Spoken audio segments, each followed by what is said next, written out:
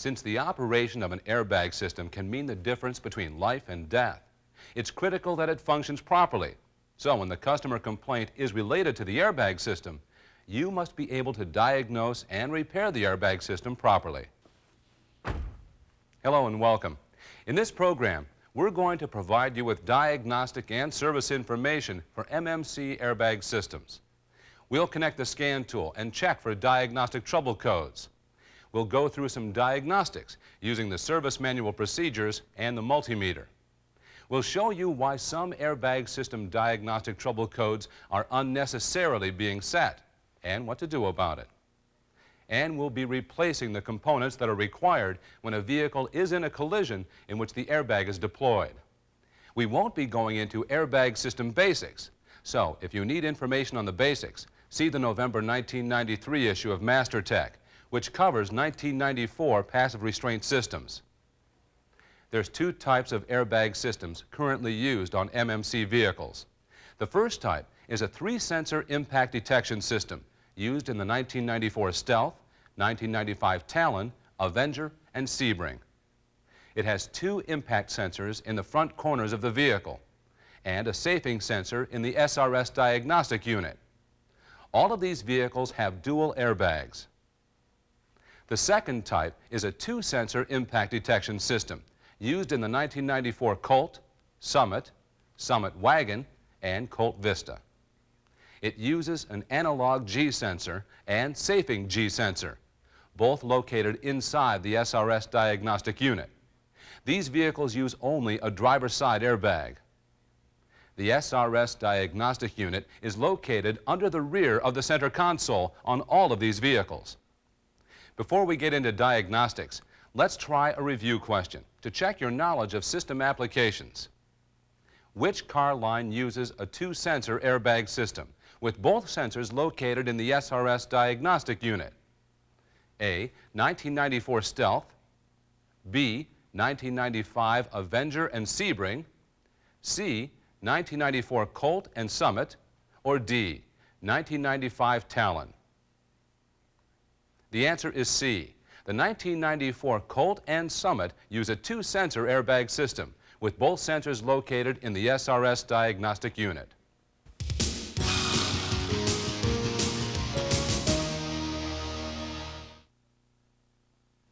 The service manual provides information for the supplemental restraint system in section 23B. There is no separate diagnostic manual. Section 23B also includes diagnostic trouble codes and step-by-step diagnostic procedures which will help you in troubleshooting the system. Unless the vehicle has been in an accident, complaints about the airbag system will usually be due to the SRS warning light.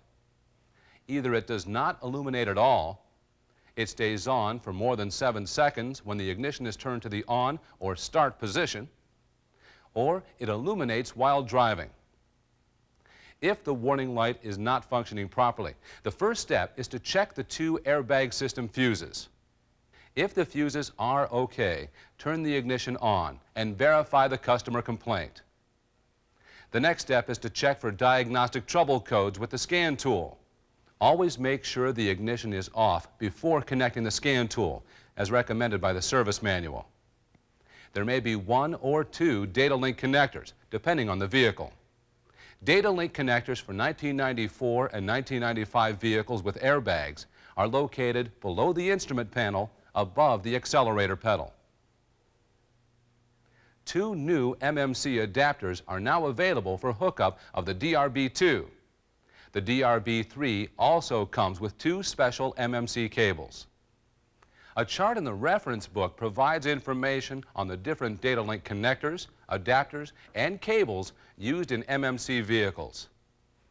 If you find any stored diagnostic trouble codes, record them on the repair order for future reference. This will help you if the condition is intermittent. You can find out how long a code has been stored by looking under Sensors. The next step is to erase the codes and wait at least 45 seconds. Then, recheck for diagnostic trouble codes. If a diagnostic trouble code is displayed, you'll need to check the reference chart in the service manual for the appropriate diagnostic procedure. If the diagnostic code does not return at this time, it may be an intermittent condition, or the condition is no longer present. Right after a review question, we'll discuss airbag service precautions. Then we'll get into some diagnostics. What is your first step when you have found a stored diagnostic trouble code during your initial check? A, record it on the repair order. B, erase it with a scan tool. C, erase it, then recheck for trouble codes. Or D, diagnose it using the service manual. The answer is A. The first step when finding a trouble code is to record it on the repair order.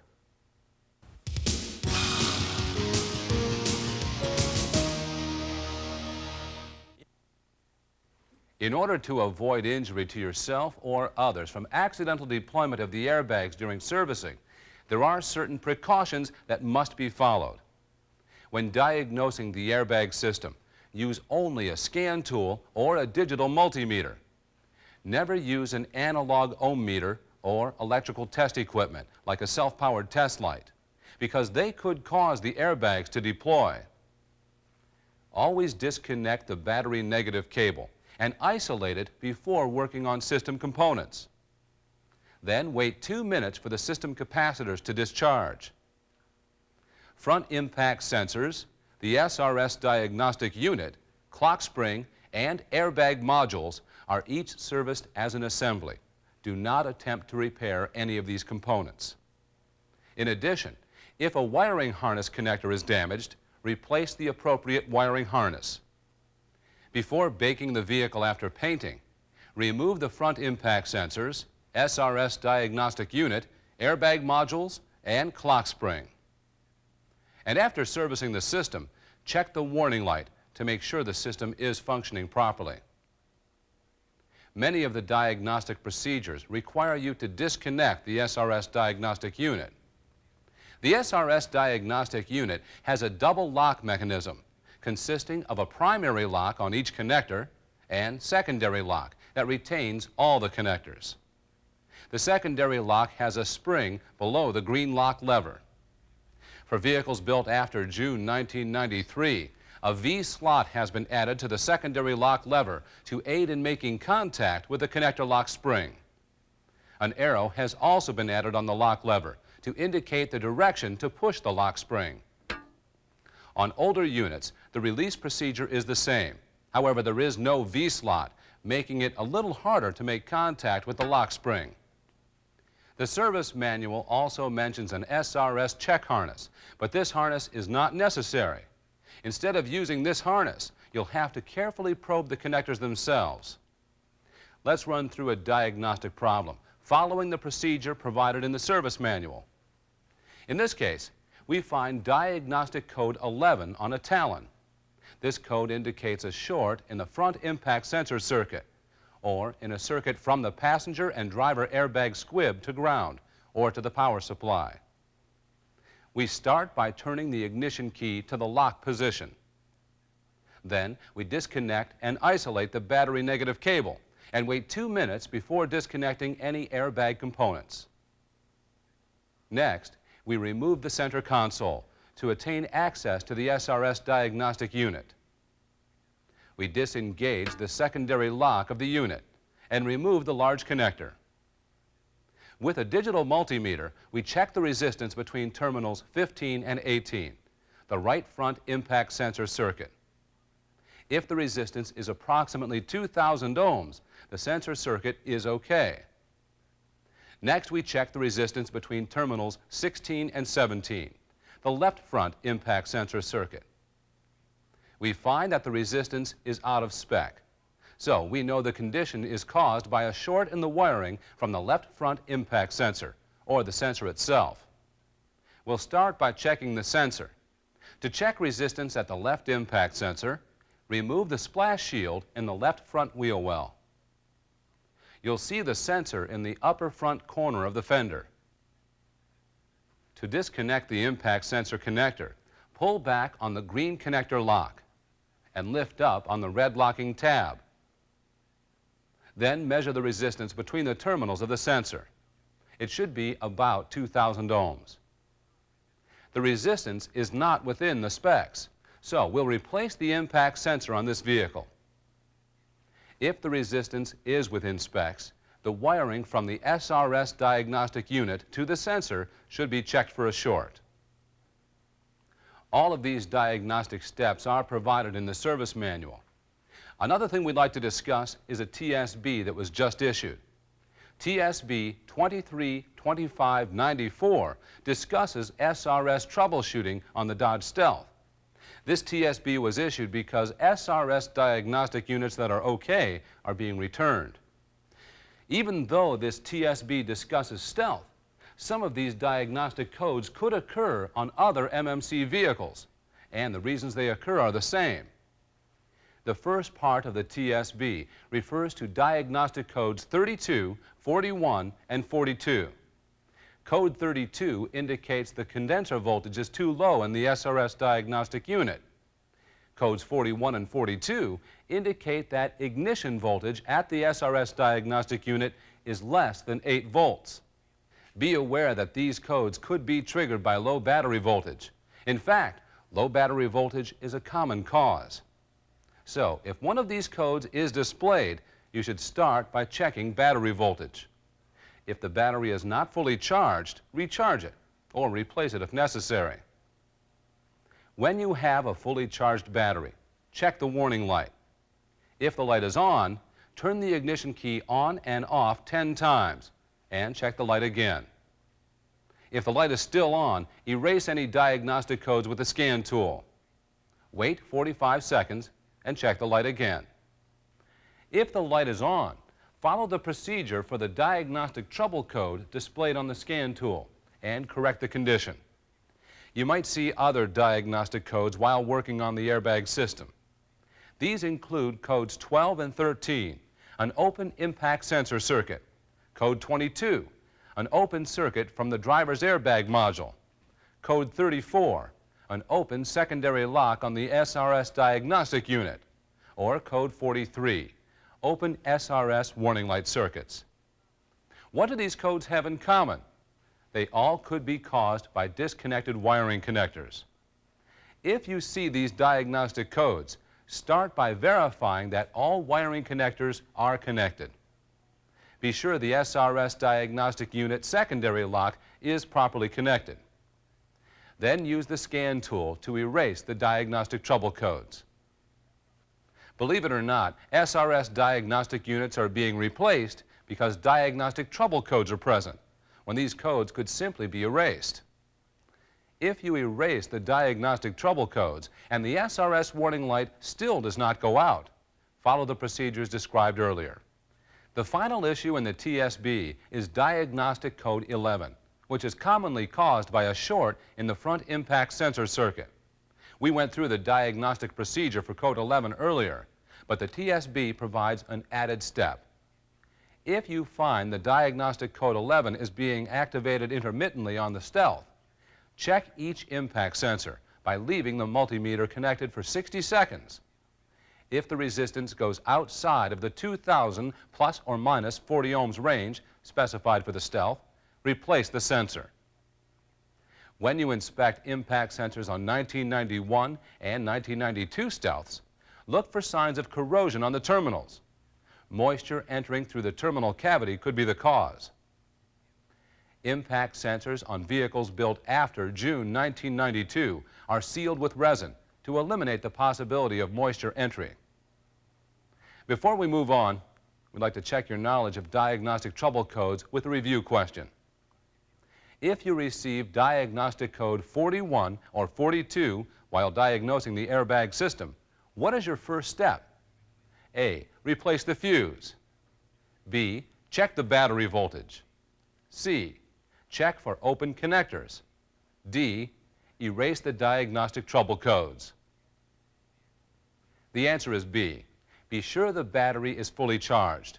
Codes 41 or 42 could be caused by low battery voltage.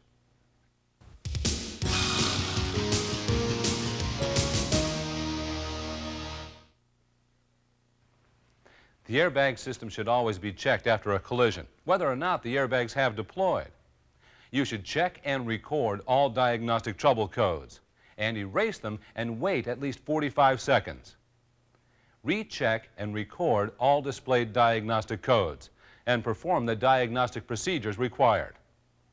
If the vehicle was in a low-speed or non-frontal collision in which the airbags did not deploy, check all components for damage and replace them if necessary. Check front impact sensors and their mounting surface for damage or corrosion. And check for wiring harness and connector damage. Examine the SRS diagnostic unit and check the connectors and the lock lever for damage. Inspect airbag modules for damage. Examine the clock spring connectors and protective tube for damage. And check the clock spring case and gears for damage. If there was a collision in which the airbags did deploy, replace all of the components listed in the service manual and replace the wiring harness if it was damaged. Before servicing any airbag components, remove and isolate the battery negative cable. You'll also have to clean up any powder that was expelled from the airbags during deployment. Be sure to wear a long sleeve shirt, safety goggles, and rubber gloves during the cleanup. Front impact sensors are accessed by removing the front wheel splash shield on the Talon, Avenger, Sebring, and Stealth. Release the green connector lock and disconnect the impact sensor connector. Then remove the impact sensor from the vehicle. Be sure to inspect the upper frame for rust or damage to make sure that the new sensor will mount correctly. Always check the resistance of the new impact sensor before installing it. If it is within specs, check that the arrow on top of the sensor is pointing toward the front of the vehicle. And install the sensor. Be sure to fasten the bolts securely. Finally, connect the connector, making sure to engage the green connector lock. The next component to be replaced is the SRS diagnostic unit. Remove the center console according to the procedures provided in Section 23B of the service manual. Place a flat blade screwdriver against the lock spring at the lock lever notch and push the spring toward the unit.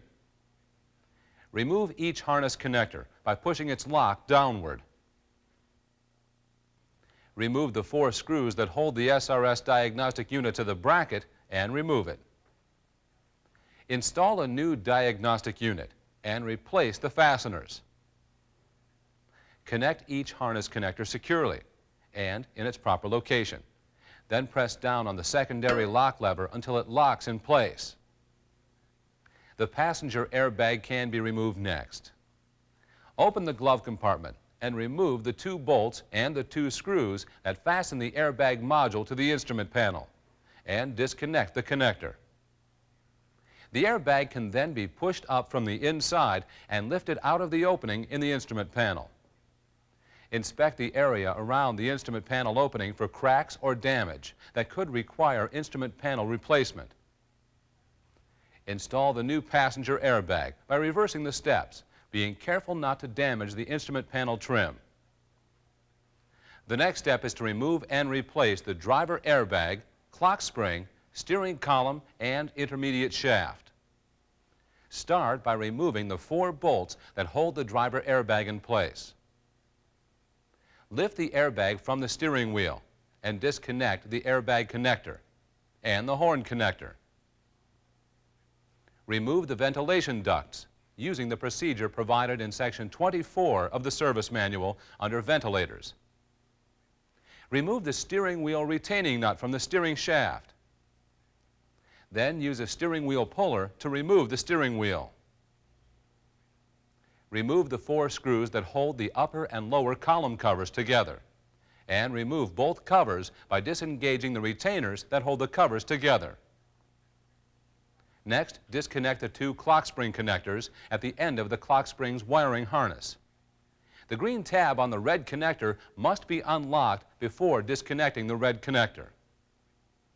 Remove the 4 screws that hold the clock spring to the column switch assembly, and remove the clock spring. Next, remove the 3 screws that hold the column switch assembly in place. Disconnect the 3 connectors at the back of the assembly and remove the column switch assembly from the steering column. Disconnect the 2 ignition cylinder connectors. Remove all wiring retainers and separate the wiring harness from the steering column. If the vehicle has an automatic transaxle, you'll also have to remove the key interlock cover and key interlock cable. Remove the pinch bolt that holds the base of the steering shaft to the intermediate shaft. 6 bolts hold the steering column in place. First, remove the 4 bolts at the bottom of the steering column. Remove the brake pedal return spring. Then remove the 2 bolts at the top of the column. The steering column can now be removed from the vehicle. To remove the intermediate shaft, remove the pinch bolt that holds the bottom of the intermediate shaft to the steering gear. Then remove the 4 intermediate shaft to cowl panel retaining bolts and remove the intermediate shaft. Before you're ready to install the new components, you'll have to do 2 more things. To remove the steering lock cylinder from the steering column, you'll have to use a hacksaw to cut the special bolts through the steering lock bracket. Make your cut at the bracket, so when the pieces are removed, you can unscrew the remaining portion of the bolts from the steering lock cylinder. Use a new steering lock bracket and special bolts to install the steering lock cylinder onto the new steering column. After checking that the lock works properly, tighten the special bolts until the heads twist off. You'll also have to remove the boot and inner cover from the intermediate shaft. To do this, apply grease to the inside lip of the boot. Use a rod to widen the inside lip, slipping it over the joint. Use the same procedure to remove the inner cover and to replace both the inner cover and boot on the new intermediate shaft. Reverse the order of removal when installing the intermediate shaft and steering column. Slip the intermediate shaft into the steering gear by lining up the splines. Be sure the inner cover and retainer is installed with the larger circumference of the retainer facing down. Install and tighten the 4 retaining bolts to 48 inch-pounds. Then replace the pinch bolt that holds the shaft to the gearbox valve housing, tightening it to 156 inch-pounds. Install the new steering column and shaft assembly, lining up the splines of the intermediate shaft with the splines on the steering shaft. Install the 2 upper mounting bolts without tightening them. Then install and tighten the pinch bolt that holds the steering shaft to the intermediate joint, tightening it to 156 inch-pounds. Install the 4 lower steering column mounting bolts and tighten the upper and lower mounting bolts to 108 inch-pounds. If the vehicle has an automatic transaxle, you'll have to install the key interlock cover and key interlock cable and reattach the brake pedal return spring. Connect the 2 ignition cylinder connectors. Slide the column switch assembly onto the steering column and connect the 3 connectors. Fasten the column switch assembly to the steering column. Before installing the new clock spring, be sure the front wheels are in the straight-ahead position. The new clock spring is pre-centered and taped in place, so the clock spring centering procedure is not necessary. Install the new clock spring by lining up the different size tabs on the inner part of the clock spring with the slots in the column switch assembly, and the screw holes in the clock spring with the holes in the column switch assembly. Tighten the 4 clock spring retaining screws, and don't forget to remove the tape. Now connect the clock spring connectors, making sure to snap the red connector's green locking tab in place. At this time, be sure that all wiring is secured to the steering column with the proper retainers. Then reinstall the upper and lower column covers. With the front wheels straight ahead, install the steering wheel over the steering column splines, making sure it is properly positioned. Turn the steering wheel all the way in both directions to be sure it moves freely. Install the steering wheel retaining nut and tighten it to 30 foot-pounds. Reconnect the horn connector and the airbag module connector. And mount the airbag module on the steering wheel, taking care not to pinch the wiring. Install the 4 attaching bolts and tighten them to 48 inch-pounds. After installing all components, reconnect the battery negative cable and turn the ignition on. Check that the SRS warning light illuminates for about 7 seconds and then goes off. Leave the ignition on for at least 45 seconds to make sure the light stays off. If the light stays on or comes back on, check for diagnostic codes and diagnose them using the service manual procedure.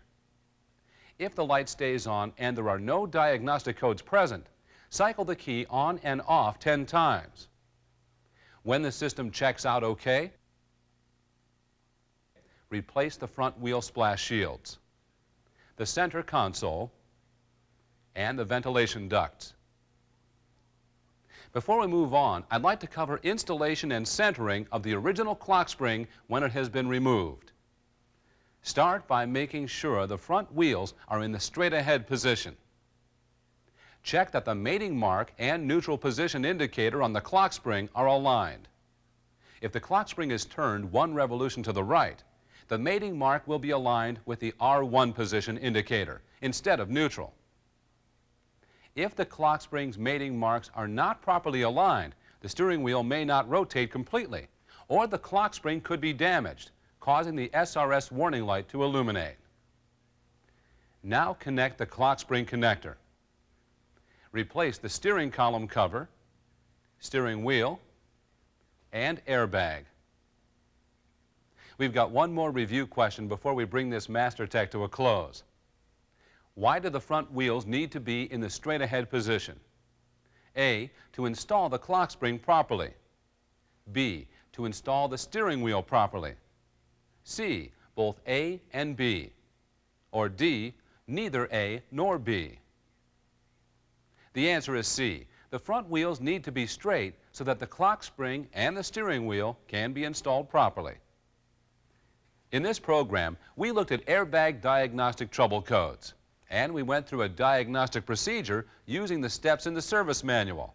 Finally, we removed and replaced the components required after a collision, as outlined in the service manual.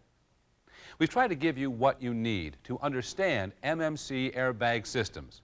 But if you want to know more, enroll in an airbag system course at Chrysler Technical Training. Thanks for watching. We'll see you next month.